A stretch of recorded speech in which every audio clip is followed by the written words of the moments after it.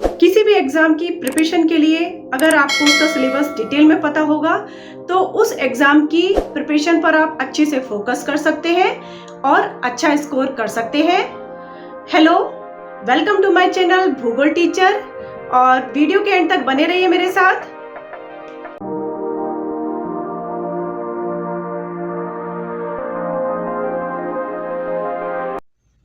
आज के इस वीडियो में सीबीएसई बेस्ड 11th क्लास के ज्योग्राफी सब्जेक्ट के सिलेबस के बारे में आपको बताने वाली हूँ। इस सब्जेक्ट में टोटल 100 मार्क्स हैं, जिसमें से कि 70 मार्क्स थ्योरी के हैं और 30 मार्क्स प्रैक्टिकल के हैं। ज़्यादा डिटेल में नहीं बताऊंगी इसके बारे में। इस सब्जेक्ट में टोटल 3 पेपर हैं। पहला पेपर है फंडामेंटल्स ऑफ फिजिकल ज्योग्राफी, यानी कि भौतिक भूगोल के मूलभूत सिद्धांत। दूसरा पेपर है इंडिया फिजिकल इन्वायरमेंट, यानी भारत भौतिक पर्यावरण। तीसरा पेपर है प्रैक्टिकल वर्किंग ज्योग्राफी पार्ट 1। इन तीनों पेपर की जो भी प्रिस्क्राइब्ड बुक्स हैं वो एनसीईआरटी द्वारा पब्लिश की गई हैं। चलिए हम जान लेते हैं कोर्स स्ट्रक्चर के बारे में। इस पेपर में टोटल 6 यूनिट्स हैं, जो कि 14 चैप्टर्स में डिवाइड हैं। अच्छा, आप सारी यूनिट्स के नाम याद रख सकते हैं? कोई आसान सा तरीका है आपके पास?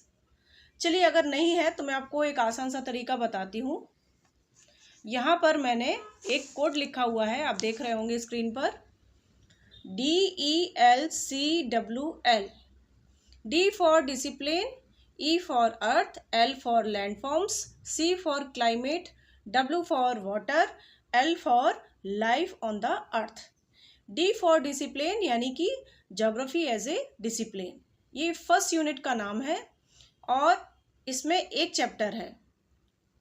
ये यूनिट टोटल 3 मार्क्स को कवर करती है। E फॉर द अर्थ, ये सेकेंड यूनिट का नाम है और इसमें 3 चैप्टर्स हैं। इस यूनिट में हम पढ़ने वाले हैं पृथ्वी की उत्पत्ति के बारे में, उसके विकास के बारे में, अर्थ्स इंटीरियर के बारे में पढ़ेंगे, ओशंस एंड कॉन्टिनेंट्स के डिस्ट्रीब्यूशन के बारे में पढ़ने वाले हैं। ये यूनिट टोटल 9 मार्क्स को कवर करती है। चलिए बढ़ते हैं अगली यूनिट की तरफ। थर्ड यूनिट है L फॉर लैंडफॉर्म्स।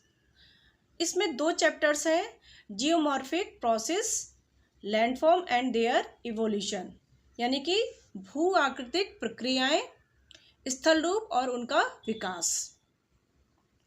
तो ये यूनिट कितने मार्क्स को कवर करती है? ये यूनिट टोटल 6 मार्क्स को कवर करती है। यूनिट 4 है C फॉर क्लाइमेट। इसमें हम एटमॉस्फेयर की कंपोजिशन, उसके structure, solar radiation, heat balance और टेम्परेचर के बारे में पढ़ने वाले हैं।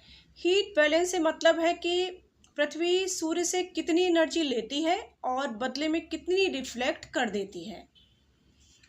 Water in the atmosphere, world climate and climate change, इन सब के बारे में हम पढ़ने वाले हैं इस यूनिट में। तो इस यूनिट में टोटल 5 चैप्टर्स हैं और इस यूनिट में 8 मार्क्स की है ये यूनिट।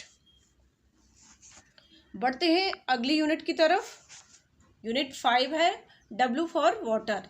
इसमें 2 चैप्टर हैं, वाटर यानी कि ओशंस, हम ओशंस के बारे में पढ़ने वाले हैं, मूवमेंट्स ऑफ ओशन वाटर। ये यूनिट टोटल कितने मार्क्स कवर करती है? ये यूनिट टोटल 4 मार्क्स को कवर करती है। लास्ट यूनिट है unit 6, life on the earth. इस यूनिट में एक चैप्टर है बायोडाइवर्सिटी और कंजर्वेशन, यानी कि जैव विविधता और उसका संरक्षण, हम इसके बारे में हम इस यूनिट में पढ़ने वाले हैं। तो ये यूनिट टोटल 5 मार्क्स को कवर करती है।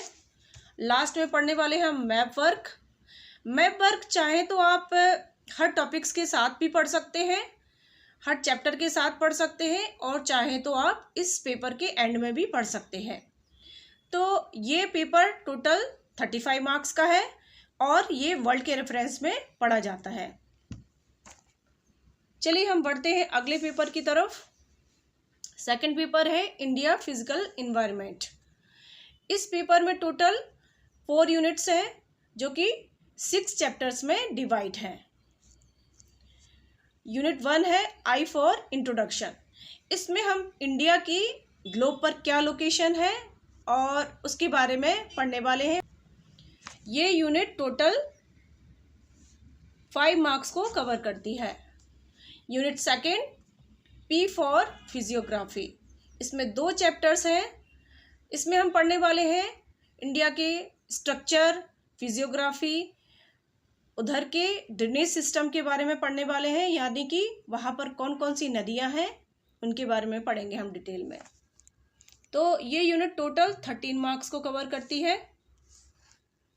यूनिट 3 है C for climate, vegetation and soil. इस यूनिट में टोटल 2 चैप्टर हैं, क्लाइमेट, नेचुरल, वेजिटेशन, और ये यूनिट टोटल 12 मार्क्स को कवर करती है। चलिए बढ़ते हैं हम अगली यूनिट की तरफ। यूनिट 4 है नेचुरल हैजार्ड्स एंड डिजास्टर्स, यानी कि हम इस यूनिट में पढ़ने वाले हैं प्राकृतिक आपदाओं के बारे में, उनके कारणों के बारे में, किस कारण से आती हैं और आने के बाद उनके क्या परिणाम होते हैं और उनका मैनेजमेंट कैसे किया जाए। तो इस पेपर में भी एंड में हम मैप वर्क पढ़ेंगे। मैप वर्क आप चाहें तो टॉपिक के साथ पढ़ सकते हैं या एंड में पढ़ सकते हैं। ये यूनिट कितने मार्क्स कवर कर रही है? ये यूनिट टोटल 5 मार्क्स को कवर कर रही है। ये पेपर भी 35 मार्क्स का है और हम ये पेपर इंडिया के रेफरेंस में पढ़ते हैं। चलिए बढ़ते हैं अगले पेपर की तरफ। 3rd पेपर है प्रैक्टिकल ज्योग्राफी।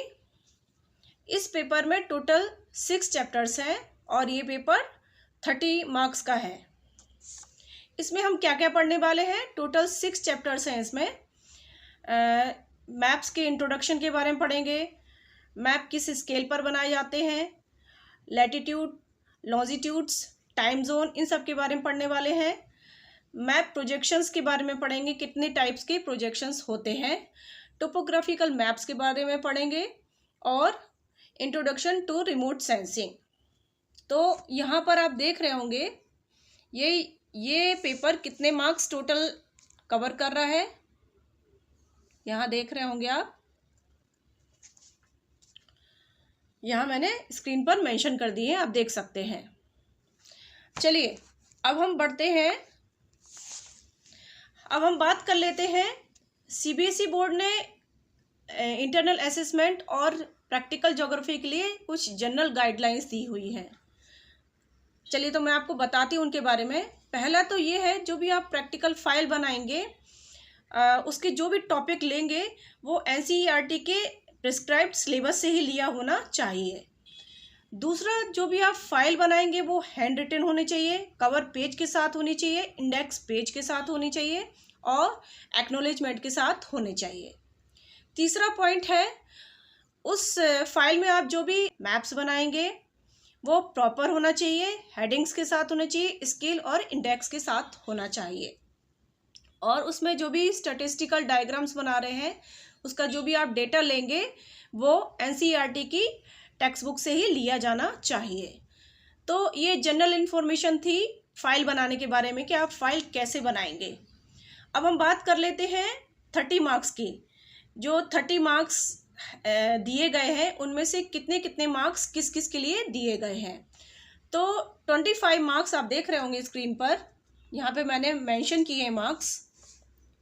यहाँ पर देखिए आप, 25 मार्क्स जो है वो रिटन एग्ज़ाम के लिए है, प्रैक्टिकल के रिटन एग्ज़ाम के लिए, और 2 मार्क्स फाइल के लिए है, 2 और 3 मार्क्स हैं वाइवा के लिए। तो ये तो था 11th क्लास का ज्योग्राफी का प्रैक्टिकल सिलेबस। आपको मेरे इस वीडियो से कोई भी हेल्प मिली हो तो प्लीज़ सब्सक्राइब कीजिए मेरे चैनल को, और आने वाले वीडियोस में इस सिलेबस से रिलेटेड मैं कई सारे टॉपिक्स पर वीडियो बनाने वाली हूँ। आज के लिए इतना ही, मिलते हैं एक नए वीडियो के साथ। तब तक के लिए बाय एंड थैंक यू।